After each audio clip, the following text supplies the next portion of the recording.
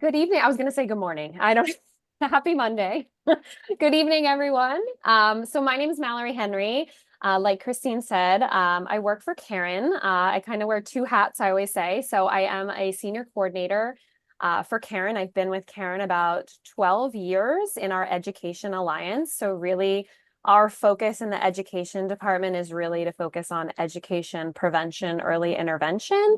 And I work a lot in schools with prevention, but also recently started really kind of having some oversight over family education. So for those of you who have been through FEP or the Family Engagement Program or have an understanding of education, that's something I'm super passionate about, and we're really excited to kind of take the lead on that moving forward.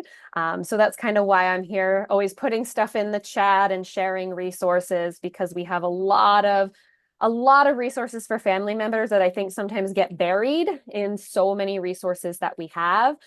So once I'm done speaking, when it gets to the Q&A part, I'll put some more stuff in the chat, but we have a lot of upcoming things, including a webinar series that I host that Christine really and I kind of decided like, well, that piece is an education component, whereas this piece is more of like a share and a back and forth. So if you're looking for some education on topics related to family members, I encourage you to check that out. That is the first Wednesday of every month. Next month is Eric Rodriguez, who's also a colleague of mine, but a phenomenal person as well. And he's going to be speaking about hope in recovery, which I think is a great topic that we often look for. So again, I'm going to put my Karen hat aside because I am also a family member. I think more importantly tonight, I'm the sibling of a person in recovery. So my brother, he's 4 years younger than me, really struggled with substance use, throughout his adolescence.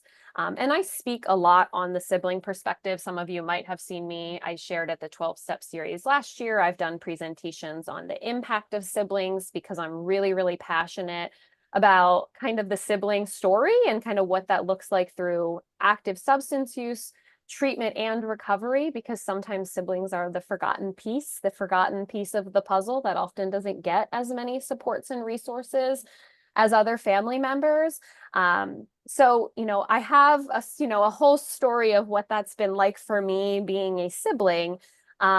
But I'm really excited to share tonight because the topic is a little different than just like a qualifying share in terms of what brings me to the world of family recovery.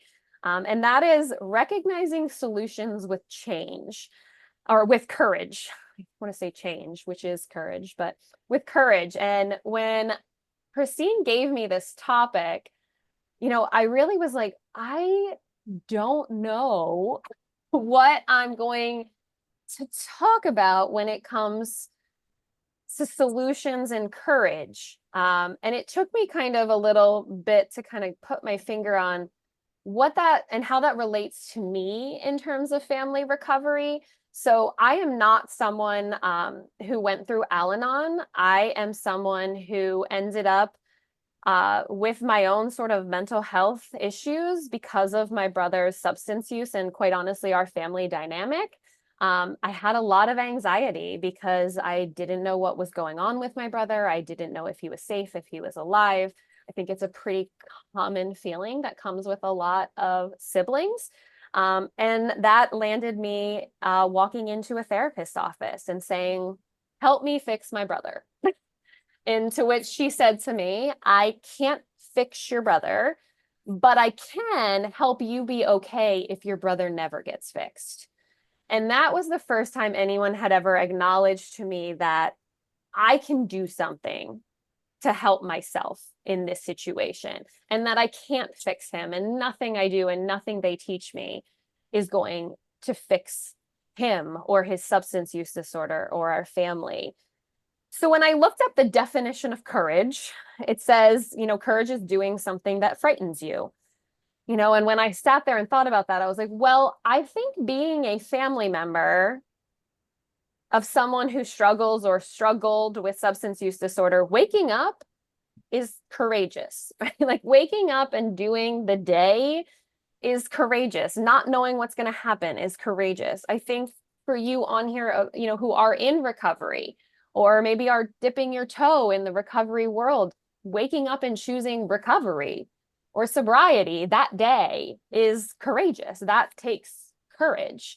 It takes courage to say, I need help. It takes courage to say, I need support, or I am alone in this.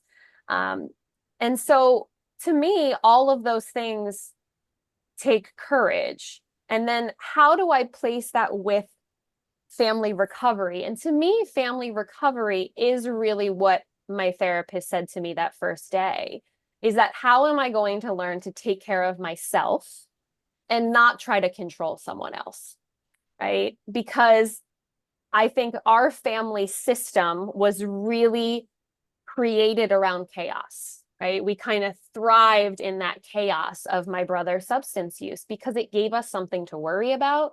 It gave us something to think about. It gave us a problem to solve. And we loved to fix and solve. I am the older sibling. So by default, someone who likes to parent and control, especially being an older sibling or an older sister. So, family recovery to me is working our own program. It's doing our own work. And my brother first got sober when he was 18. So he was pretty young when he found sobriety, and I was 4 years older than him. So I was in college. So the majority of my college, high school and college was my brother actively using. And my brother found sobriety and recovery and had 7 years of sobriety until a relapse. And for those of you who don't know much about Caron, one of the things I love about Caron is we have something called an employee campaign, which is that the employees of Caron, and almost all of Caron employees, it's always in like the high 90%, donate a portion of their paycheck to what we call the employee campaign, which allows Caron to provide scholarships to family and friends of employees to attend Caron if they need to.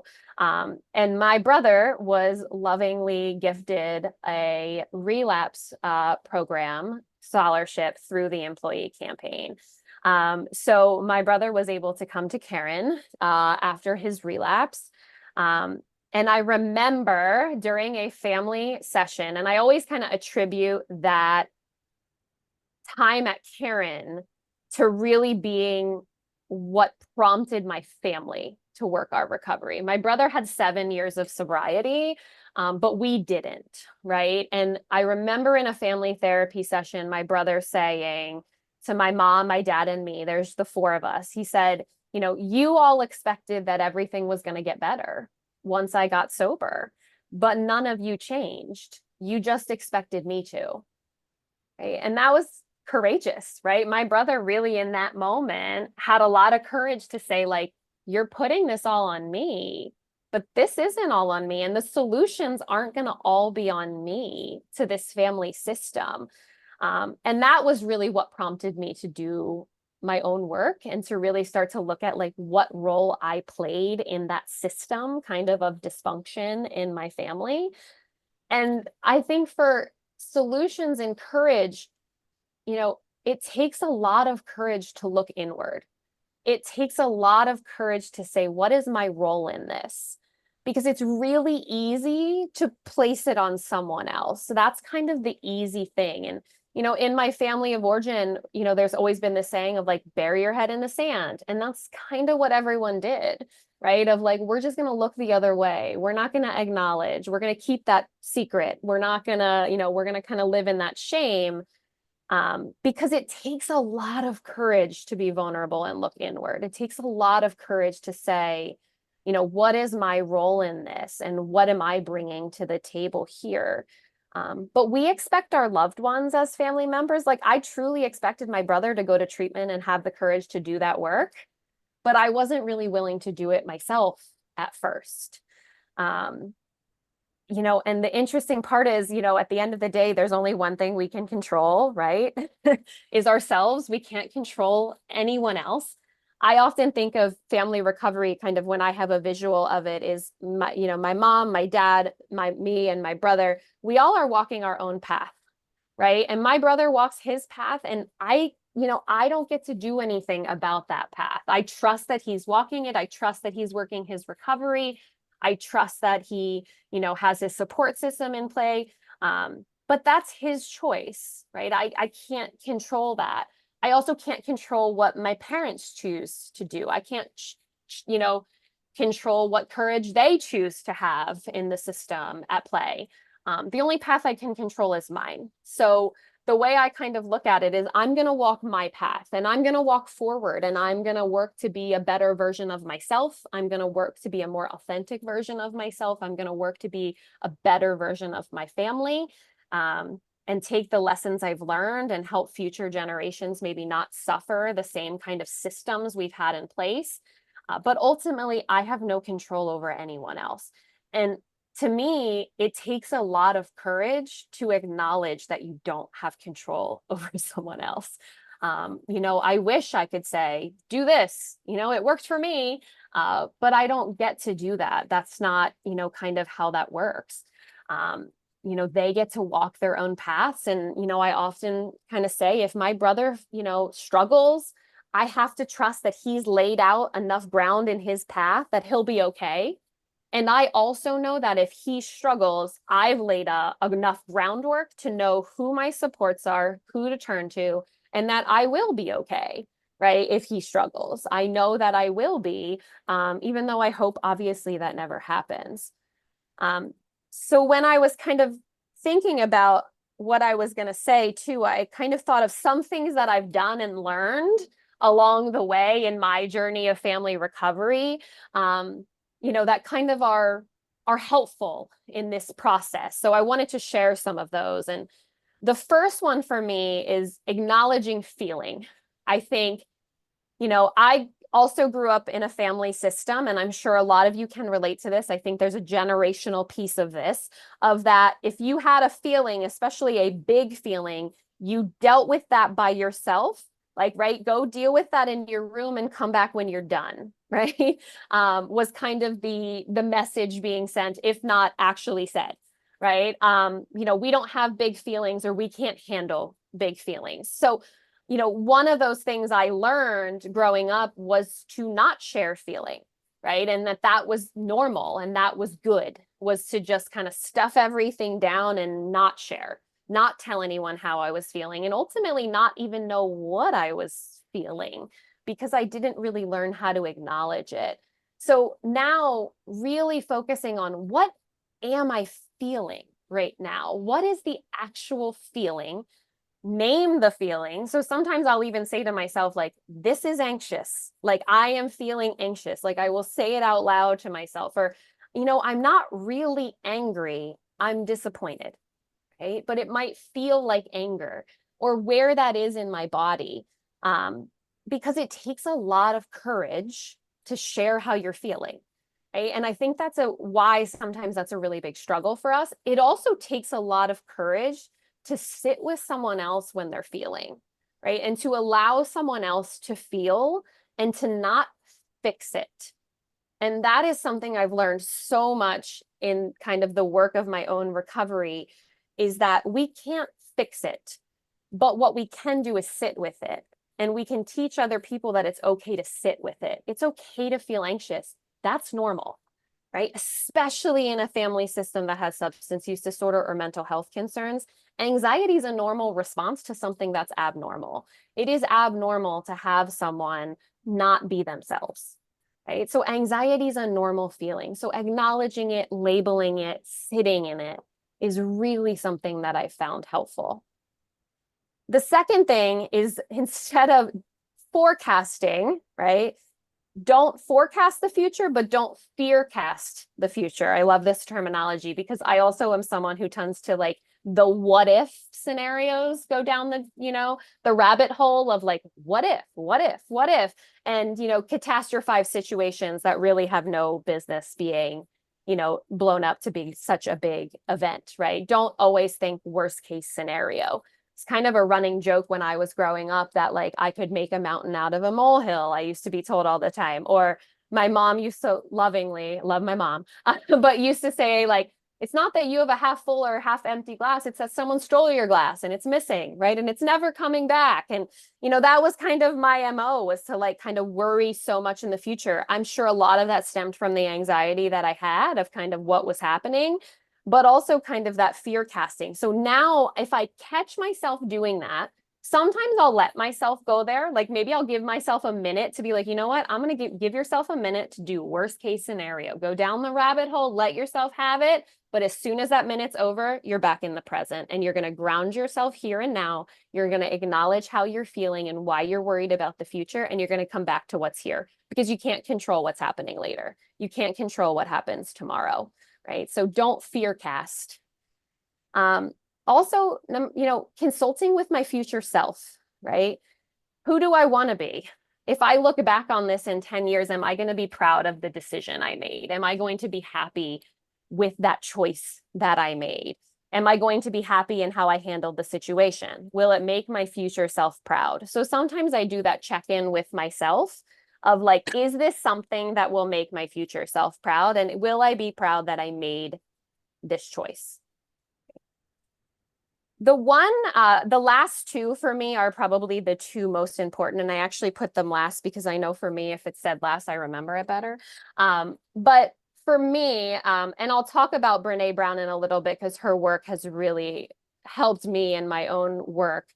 But she has a quote, I think she pulls it from Teddy Roosevelt, that basically says like the critics and the fear mongers are in the stands, but I really only care about who's in the arena getting their ass kicked with the rest of us, right? And I live by that. Because one of the things, especially a sibling, I think it's a really sibling piece comes this fixing and this people pleasing, right? Of like, I can't be sick too. I can't be needy too because my loved one, like my brother needed the attention. My brother needed the financial support. My brother needed the support from my parents, which means I didn't get much, at certain times. And I didn't need as much. I can acknowledge that. But that also led me to not ask for help, to not say that I was anxious, to not say that I needed help. And that kind of became this people pleasing that I worried so much about what other people would think.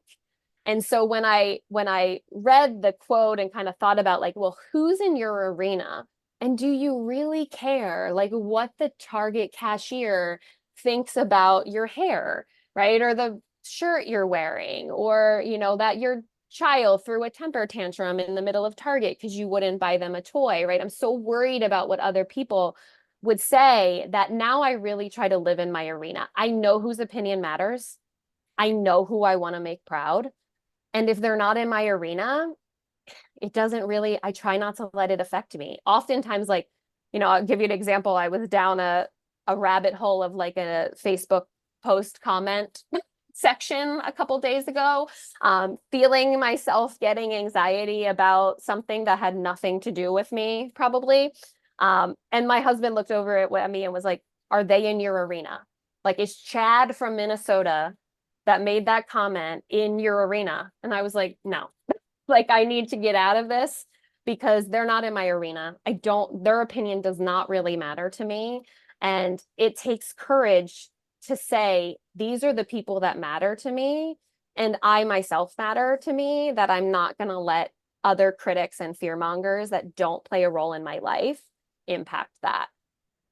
And then the last piece is really having clarity over your values.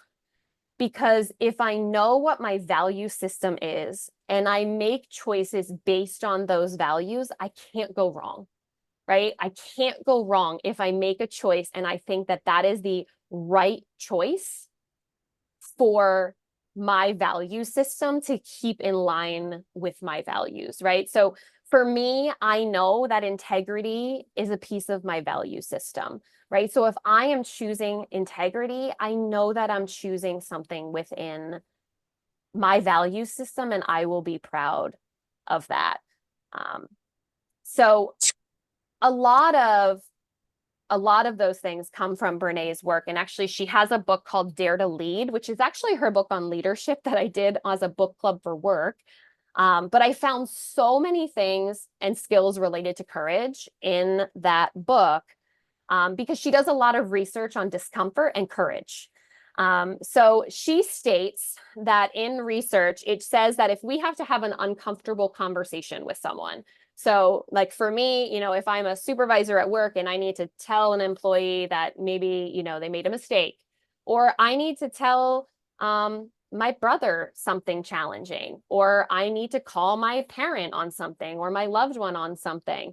That from the time we start talking to the time that the discomfort goes away, that anxiety, that beating heart, that stress goes away is about 8 seconds, right? And what she says is, would you choose 8 seconds of discomfort or a lifetime of resentment? And so that is a mantra I say in my head a lot. So, if I have to, my kids are over at my mom's house and I hear her say something like, there's no crying at grandma's house, right? And my immediate reaction is to be like, let it go. Don't make anyone mad. Don't make anyone upset with you. We'll deal with that later, right? I say in my head, right? 8 seconds of discomfort or a lifetime of resentment. 8 seconds of discomfort or a lifetime of resentment. And then I can bring myself to have the courage to say, hey, can we have a chat? Right? Like, I'm feeling a certain way. I'm going to acknowledge how I'm feeling, and how I'm feeling doesn't feel in alignment with my values, because I also value authenticity and vulnerability. So I want my kids to be able to be their authentic selves with their authentic feelings, in which case I'm going to have to live in that courage to find a solution, to talk to her Hey, Barb, and sit in that Judge just discomfort. jumped over the fence to rob a home. So I think for me, I'm always going to choose discomfort. I'm always going to choose that discomfort over resentment, right? It's kind of like that AA saying, like, I'm going to butcher it, but it's basically like having expectations is like setting up future resentments. And that's kind of what that is, of living in the present. So I actually have, kind of in closing, I have a sign hanging. It's like right there on my bulletin board in my office that says, integrity is choosing courage over comfort. And that comes directly from Brené's book. I printed it out, I hung it there. Because again, I have that true clarity on integrity. And so if I want to live in that value of integrity, I need to choose courage. I need to be vulnerable. I need to speak up. I need to take accountability for my actions. I need to have the courage to take accountability for my mistakes. And so I'll just kind of end with a Brené quote to kind of sum it up. She says, I think people who wade into discomfort and vulnerability and tell the truth about their stories are the real badasses in the world.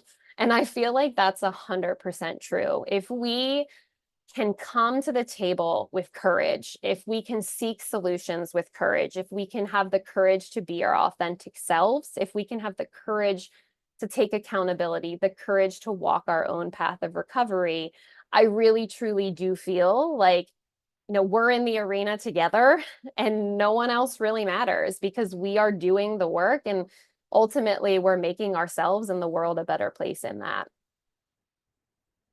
So thank you for listening. Thank you, Mallory. I'm going to hit stop recording.